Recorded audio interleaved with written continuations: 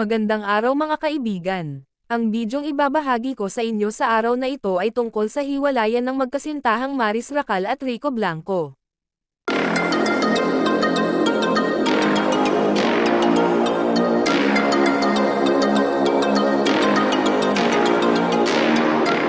Ano nga ba ang tunay na dahilan bakit nauwi sa hiwalayan ang magandang samahan ng dalawang ito?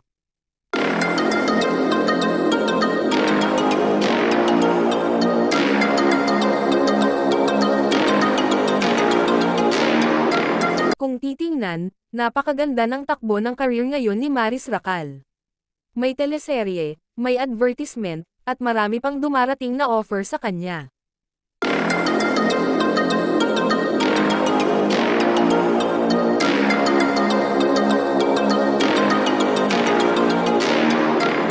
Nag-click din sa masa ang tambalan nilang dalawa ni Anthony Jennings.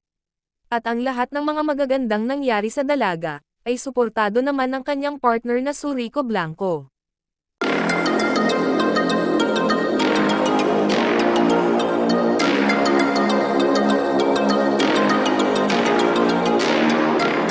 Matatanda ang noong 2019 na buo ang pagmamahalan ng dalawa.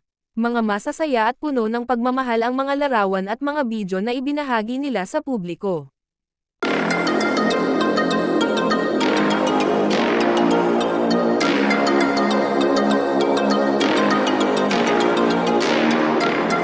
Wala ring naririnig na awayan, at mga negative issues sa dalawa. Ito ay marahil sa matured na mag-isip, at napakapasensyoso ni Rico sa napakabata niyang partner.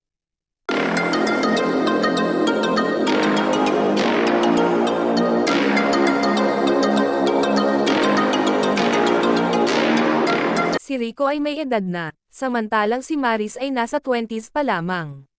Ngunit sila ay masaya at larawan ng isang perfect couple.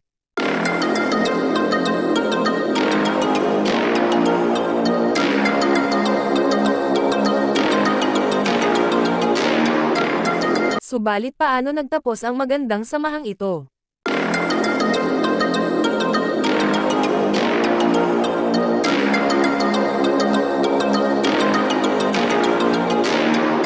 Ayon sa source na malapit sa dalawa, nang dahil nga sa mga magagandang nangyari sa career ni Maris, kasama na ang pagtangkilik sa love team nila ni Anthony Jennings, na suportado naman ni Rico, ay maaring naisip ni Rico na threat ito sa kanilang relasyon.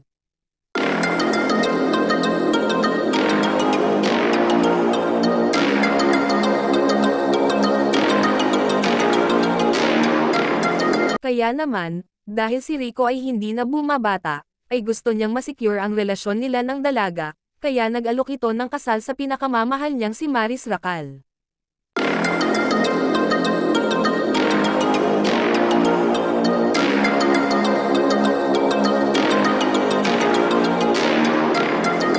At ang nakakalungkot ay hindi pa ready si Maris mag-settle down at tinanggihan niya ang alok na kasal ni Rico.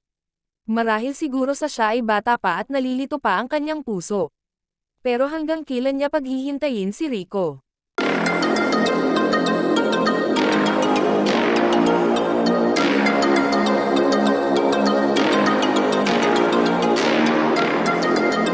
Hindi naman siya pinigilan ni Rico sa mga gusto niyang gawin, bagkus ay nakasulporta ito sa kanya.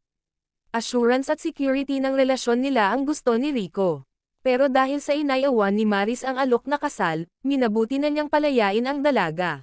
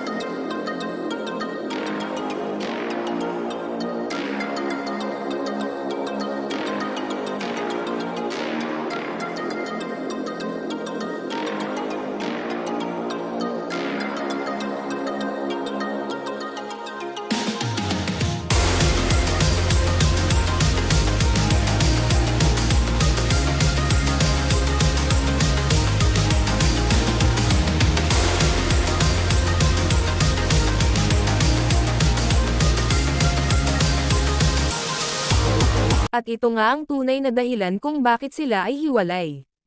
Kayo mga kaibigan, ano ang masasabi nyo sa hiwalayan ng dalawa?